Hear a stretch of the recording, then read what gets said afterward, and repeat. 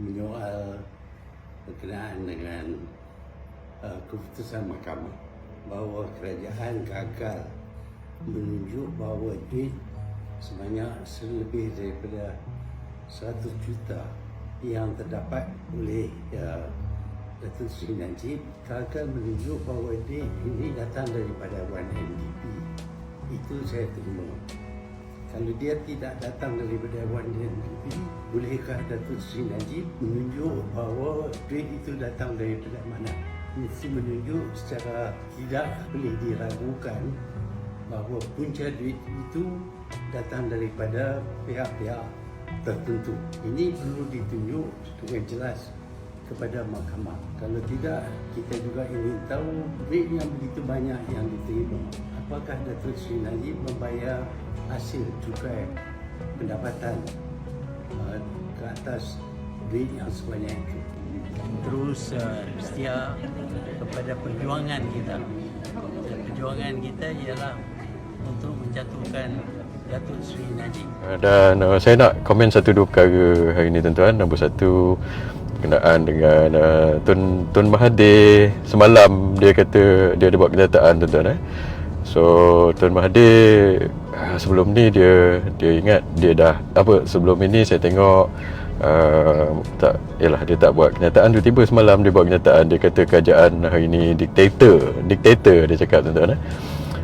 Dan bila saya dengar Tun Mahathir ni cakap macam itu, saya nak cakal lah, orang putih kata. Cakal tu apa, geli hati ke lucu, saya tak tahulah tuan-tuan. Sebab saya membesar dan remaja dan bekerja zaman Mahathir jadi PM4 tuan-tuan.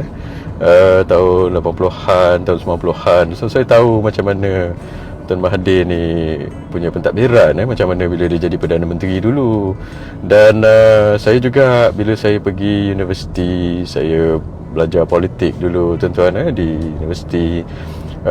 Saya punya tesis tu pasal Malaysia dan pasal masa depan Malaysia dan macam mana kita nak membangunkan Malaysia lepas tahun 2020. Dan untuk tulis tesis itu saya terpaksa kaji.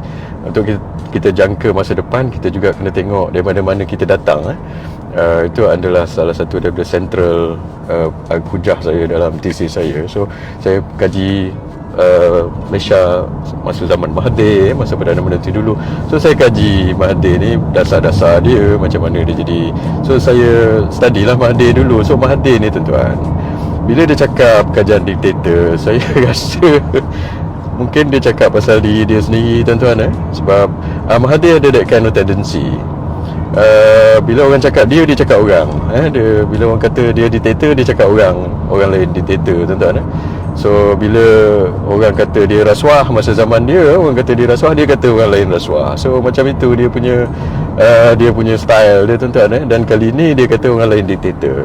Zaman dia dulu tuan-tuan, saya ingat macam semalam dia kata kerajaan tak bagi bersuara lah, tak boleh kritik kerajaan dan sebagainya. Itu dia buat dulu tuan-tuan, tahun 80-an, 90-an. Media-media zaman dulu bukan macam sekarang. Media zaman sekarang, kalau kita tak puas hati, kita boleh bersuara melalui Facebook, melalui internet, melalui live macam ini, Instagram. Dulu zaman Mahathir tak ada Facebook, tak ada YouTube, tak ada Instagram. Sebab tu dia boleh tahan 22 tahun. Kalau dulu ada Facebook, ada Instagram, ada WhatsApp, saya ingat Mahathir tak tahan 22 tahun tuan-tuan. Saya ingat 5 tahun pun tak tahan saya rasa. So Mahathir dulu dia kontrol media. Siapa yang hidup zaman dia, membesar zaman dia, tahu. Dan dia, orang kata, semua saluran-saluran maklumat datang daripada media yang dia kontrol. Dan kita tak boleh kritik pula tu. Bila kritik, dia masuk ISA. Dulu ada ISA tuan-tuan. ISA bila dia boleh tangkap orang tanpa warrant dan tanpa habeas corpus. Habeas corpus ni ialah you have to, dalam bahasa Latin, habeas corpus, you have to produce the body. Itu pergi bawa berjumpa dengan hakim atau magistrate atau mahkamah. Dulu tak. Siapa kritik kerajaan, Menteri Dalam Negeri boleh tahan, masuk penjara tanpa warrant, tanpa habeas corpus. Sama Mahathir dan ramai ahli politik masuk dalam penjara masa zaman Mahathir. Saya ingat kalau saya jadi ahli politik tahun 80-an, 90-an, saya pun dah masuk penjara. Sebab itulah So dia kata begitu. Dan itulah, dan sebab hanya mungkin dia nak jadi relevan balik lah dalam politik ni tuan-tuan.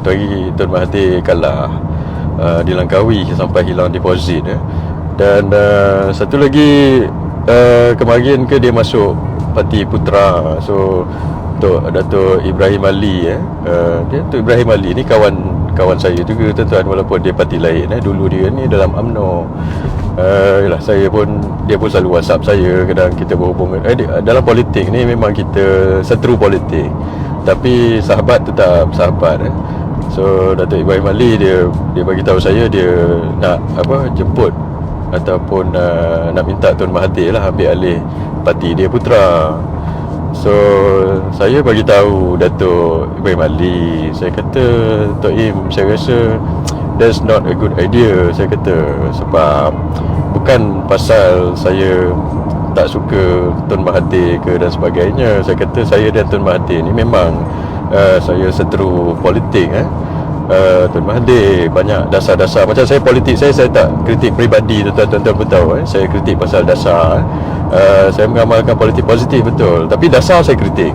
Tapi peribadi orang saya tak sentuh. Politik peribadi ni politik kotor, memang kita perlu tinggalkan. So macam Tun Mahathir, saya hormat dia sebagai orang tua, saya kata.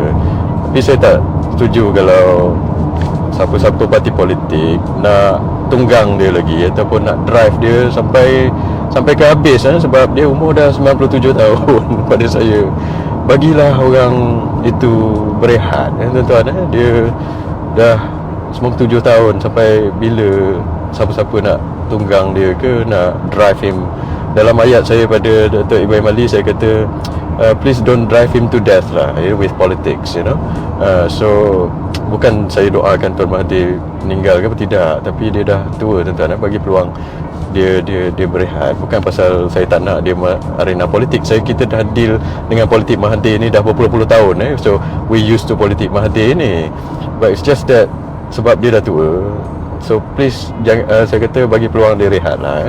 Sebab dulu orang hormat Tun Mahathir ni, tapi bila dia become negative and dia bawa isu-isu dia suka menjatuhkan orang, so lama-lama orang tak respect dia. So orang hilang hormat pada Dr. Mahathir ni sampai dia kalah di Langkawi, tempat dia sendiri, sampai hilang deposit, tuan-tuan.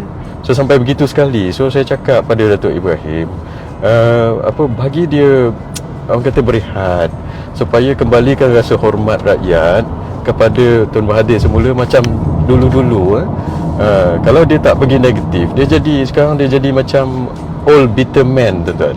So orang tak hormat old bitter person, orang tua yang bitter, orang tak hormat. So saya nak orang rakyat hormat balik Tun Mahathir. So sebab itu jangan drive dia macam itulah. Itu pandangan saya lah. So pandangan politik tu aside lah. Sebab saya, ibu bapa saya mengajar saya supaya hormat orang tua, tuan-tuan. Dan jangan mencarut, jangan maki orang, hormat orang tua. So saya hormat orang tua. Politik. So sebab itu nasihat saya pada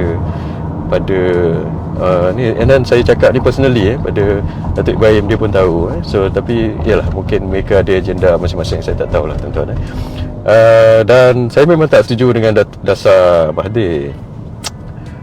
Mahathir contohnya dia nak buat balik proklamasi Melayu. Saya sekarang ni, itu adalah naratif lama, tuan-tuan. Naratif untuk orang kata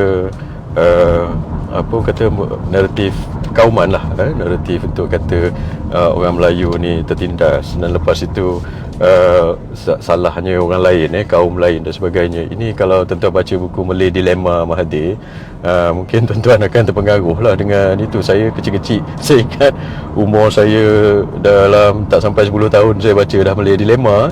So kebanyakan daripada kita growing up indoctrinated by Mahathir dalam buku yang ditulis dulu. Tapi lama-lama bila kita tengok balik negara ini, kita tahulah negara ni jadi polarized, tuan-tuan. Ada polarisasi kaum sebab Dr. Mahathir lah. Dia cuba macam itu. Nombor satu, kalau kita nak bantu orang Melayu, bukan dengan cara itu, tuan-tuan. Mahathir, nombor satu, style Mahathir ni, dia suka kritik bangsa kita sendiri. Itu saya tak setuju, tuan-tuan. Lepas tu menyalahkan kaum lain. Itu satu saya tak setuju. Saya yang pertama sekali, saya ingat tahun 2016 ke dan 2017 saya masuk dalam TV bernama itu tahun berapa tahun, 7 tahun lepas boleh tengok dalam bernama TV tuan-tuan yang saya yang kata stop ataupun berhentikan kata Melayu ni malas jangan kritik kaum sendiri Ini naratif ni datang dari Mahathir. Dia nak bantu Melayu kononnya, tapi dia sendiri kritik bangsa kita sendiri. Dia kata Melayu malas, kononnya nak nasihat orang Melayu lah, nak sedarkan orang Melayu, jangan jadi malas, jangan jadi bodoh dan sebagainya, apa-apalah. Tapi itu bukan cara tuan-tuan sebab saya appear dalam TV 7 tahun lepas. Saya kata jangan cakap benda ini lagi sebab ini adalah naratif yang tak betul. Orang Melayu bukan malas Saya bukan malas tuan-tuan Saya datang dari keluarga miskin. Saya macam-macam kerja saya dah buat tuan-tuan Saya pernah jadi buruh, saya pernah berniaga pasar malam, saya pernah pergi macam-macam lah dengan ayah saya dulu. Ayah saya dulu bawa lori, bawa rezeki Kita bukan malas, kita mencari rezeki. Tapi bila pemimpin kita sendiri cakap orang Melayu ni malas, maka benda itu akan jadi stigma kepada kita sendiri. Kita pun rasa kalau kita jadi ibu bapa hari-hari kita cakap anak kita malas, engkau ni malas, engkau ni bodoh, awak ni bodoh, awak ni malas. Anak kita yang tak bodoh tak malas pun rasa dia bodoh dan malas. So benda ini lekat dalam kepala. Walaupun dia bukan bodoh dia malas, dia rasa dia bodoh dan malas, dan dia akan jadi bodoh dan malas. Itu nombor satu. Nombor dua, kaum-kaum lain pun bila pemimpin kita sendiri cakap kita bodoh dan malas, apa lagi pemimpin kaum lain tuan-tuan? Orang lain pun bukan pemimpin kaum lain pun akan menampak persepsi kita, betul lah orang Melayu ni bodoh dan malas. So persepsi itu yang telah ditanam oleh Dr. Mahathir itu lekat satu dunia tuan-tuan. Dan kaum lain bila tengok kita ni, betul lah orang Melayu ni bodoh dan malas sebab apa Mahathir cakap. Inilah yang menjadi stigma yang telah memperkuatkan lagi, saya kata, exacerbate discrimination against the Malay, iaitu telah menerukkan lagi keadaan diskriminasi terhadap orang-orang Melayu. Sebab stigma ini yang telah diletakkan oleh Dr. Mahathir. Dia kata orang Melayu, orang ni bodoh dan malas. Kaum lain pun pandang orang Melayu dah malas. Sebab itu orang Melayu susah nak dapat kerja, susah nak dibagi bisnes tuan-tuan sebab bila dapat gaji rendah. Sebab apa? Ini ada stigma dia. Siapa yang tanamkan stigma ini? Dr. Mahathir lah. Tapi bila kita tanya dia kata kononnya nak menyedarkan orang Melayu. Ini bukan nak menyedarkan orang Melayu tuan-tuan. Tak ada kaum dalam dunia ini yang kutuk kaum dia sendiri kecuali orang Melayu. Sebab apa Dr. Mahathir cakap macam itu?